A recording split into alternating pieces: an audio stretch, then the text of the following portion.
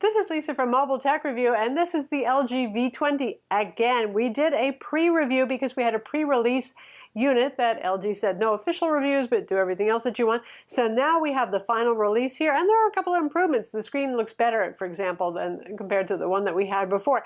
And for those of you who are really missing the Samsung Galaxy Note 7, that fabulous phablet that's no more because of the battery brouhaha, well, this is a 5.7-inch phone available on all major carriers.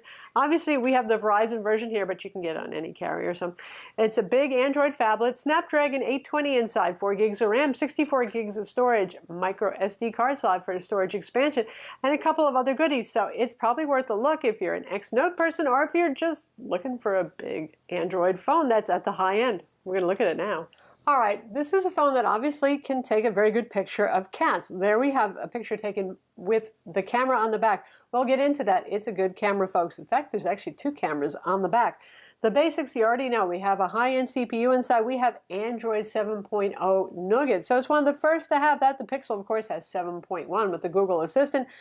Probably this will get that someday. It's available on all carriers. It's going to be on the expensive end, you know, as much as a Galaxy S7 Edge or that sort of thing in terms of pricing. And its claim to fame, besides the pretty good cameras on the back, is a high-quality audio jack. Now we got a headphone jack right there. This really has impressive audio out. Even if you're not an audiophile, if you listen to another phone and you listen to this, you're going to say, wow, assuming you're using a decent pair of headphones.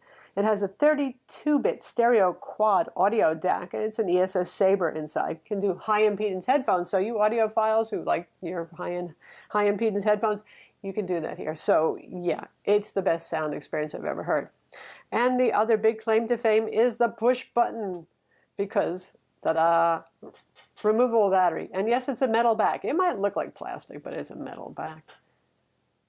Note the 2 cameras here. We'll talk about that in a minute. That is not unlike the LG G5 dual camera setup. And notice there's no removable chin here. There are no LG G5 style Friends removable modules. I call that a good thing. And last but not least, in terms of nifty hardware features, we have this little secondary strip. So if I turn off the display by pressing the rear power button, which obviously isn't the most convenient, I have to go looking for it, you can see it's a little strip up here that has controls. You can turn on your flashlight. You can, when it's turned on, use it to quick launch applications, get status. You can see notifications here even when the display is off. Pretty nifty. They did that with the V10. It's back and a little bit brighter here and a little bit more full featured. So again, you know, if for those of you who like lots of bells and whistles on your phones rather than that kind of clean Google Pixel / Nexus experience, well, this is definitely one that has a lot of features. Braintree Payments is our sponsor for this video, and we want to thank them for their support. It's not easy developing commercial mobile apps, but that doesn't mean accepting payments has to be hard. Braintree makes integrating mobile payments a breeze. They allow you to accept nearly any kind of payment from any device with a single integration. PayPal, Android Pay, whatever the next thing is. Android, iOS, JavaScript, all those clients are supported, as are a variety of currencies. Their code's elegant and clearly documented, and their simple and flexible SDK makes your job at accepting payments easier. Learn more at braintreepayments.com/tech-review. So to give you an idea of the difference in the styling from the LG V10, which was a pretty good phone, to the LG V20, they've gone for a cleaner look here, very simple. It's a little bit thinner too, less of a curvy hump on the rear. Now the old LG V10 had this rubbery, rugged back that was also removable with the stainless steel rails. So there you have the difference. I leave it up to you as to which look you like better, but this is pretty clean and pretty modern. Not exceptional by any means, but yeah, it is what it is. And then there's the Google Pixel XL, 5.5 inches, bigger chin, bigger forehead here, so not much of a smaller phone, but is a little bit smaller. Obviously, the Pixel gets you the AMOLED display, and if we compare the way they look, turn them over, you can see we have, well, variations on silver here, because we have silver for both of our models. A little bit of glass over here, yeah. So that's how they look together. Obviously, the Pixel is the one for people who love clean Android, want to get their updates right away. The V20, once again, it has a lot of hardware bells and whistles on there. And the fact that it ships with Android 7 Nougat tells me maybe that LG is going to be working hard on keeping this up to date, at least for a year or 2. And then there's the Samsung Galaxy S7 Edge right here in gold. Boy, is that gold, isn't it? You can get this in a variety of colors, actually. So, you know, black, silvery, kind of look very different designs. Obviously, a smaller phone. It has a 5.5-inch display, so it's a smaller display, but it's a very compact design, honestly. They fit a lot of screen in a small place. You got the curvy glass here. You have, I would say that this is a more daring and bold look and a more attractive phone overall, but beauty is in the eye of the beholder, and there is more than beauty to consider with a phone. In terms of thickness, you know, they're pretty close in terms of that, but obviously your V20 is going to be that big phone. All right, let's talk about software and LG UI. So pretty normal looking home screen here because you have the option to have a normal home screen just like you do on any other Android phone. Now by default what it has is this home page here and then all of your apps thrown on the side of the screen. Sort of, you know, iPhone-like. I have turned that off, and that speaks to LG's amazing customization. By the way, here you can see pretty standard, actually, Android-style launcher and quick controls for just about everything on the phone. So, say you want to change your home screen look. Tap home screen, there it is. We've got the smart bulletin, I don't know who ever uses this. So, regular home, this one right here. Ta-da! All your applications are thrown onto the home screen if you want that. The display setting has a blue light filter, and you can control the gradation of that. So if you really you want it on, but you don't want it super duper yellow, well, you can have that too. The second screen, you've got customizations for that, what shows on there. If you want the second screen to be on when the main screen is off, you can even set a timeout. So I have it set to actually not run all night long, but you might want it on all night long so you can see the time in the night. You have customizations for motion, what happens if you shake the phone and all that sort of thing. You can enable knock on, which I like. You tap the screen twice and it actually wakes up so you can see your alerts and that sort of thing. And you've got home touch buttons right here. You can move those around. You can assign secondary stuff. So the thing with the LG is if you don't like something, check the settings because chances are you can disable it. Or if you want a feature, chances are you can enable it. In that way, LG UI is fine. Beyond that, I personally find it a little bit overdone, a little bit overbearing, but then I'm not really into the TouchWiz and LG approach to things. I kind of like the Pixel way of doing things more, but you may be different, and that is totally cool. That's why we have choice. Now the display is a 5.7-inch QHD LCD IPS sort of display. So those of you who love Super AMOLED might find this to be, brightness is pretty good on this, on our final model. I see an improvement, completely an improvement over the prototype that we had to look at in our first look. And viewing angles are better too. Of course there's going to be glare, but compared to LG's earlier IPS display where I saw a lot of brightness shifting, this is definitely improved. The color balance to me looks pretty well on. Obviously, we don't have a lot of blue-greens going on in the kitty right here, but you know, like I said, there is a setting for everything. And if you go into accessibility services, you can even fine-tune the colors of the display if you want. And that is under Vision and screen color adjustment. So if you turn this on, these are all kind of weird color skewed. You want to go to manual, and then you can move your finger around and fine-tune the color calibration of the display. Again, I find it okay where it is, so it's nice. So overall, I like the display. It doesn't have the wow factor, obviously, of a Super AMOLED display, but it's sharp and it's viewable outdoors, and well, that's what you would love to see in a display, isn't it? Gorilla Glass 4 over here on the front face. Now our cameras, a few people have commented that the glass that's covering this whole area over here is kind of thin and they've managed to crack it. Obviously we haven't cracked ours yet, but that's something that you might want to be careful of. Maybe put a case on this.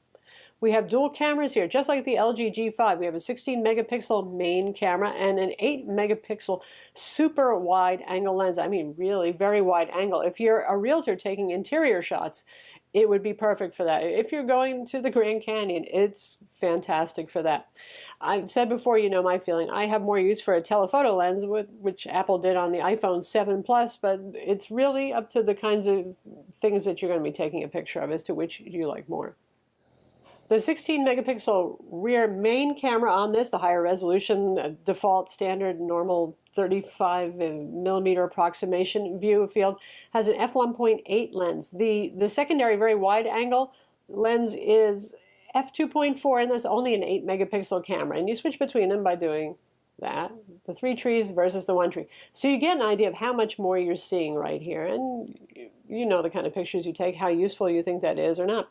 This is optical image stabilization on board and a better electronic stabilization algorithm too. Pictures on this are quite good. Is it going to beat the Samsung Galaxy S7 or the Google Pixel XL or the iPhone 7 Plus? Not really, but it's not really going to lag behind them considerably either. And one of the neat things is, you see the manual photo, manual video over here, you have a whole lot of control. So if you're into that, and you can shoot RAW, by the way, if you want to. So we have all sorts of manual control here, even our shutter speed, which is pretty uncommon on smartphones. And for video, you even have things like choosing the directionality of the microphones. If I tap here, I can set the different levels for the 3 microphones. I can move the pattern around of directionality, so you can really control it. If you know the person speaking to the left and there's a noisy car or street off to the right, you can sort of compensate for that. So how the pictures look? Well, we'll include a few sample photos for you to see how it looks, and video as well. It looks good.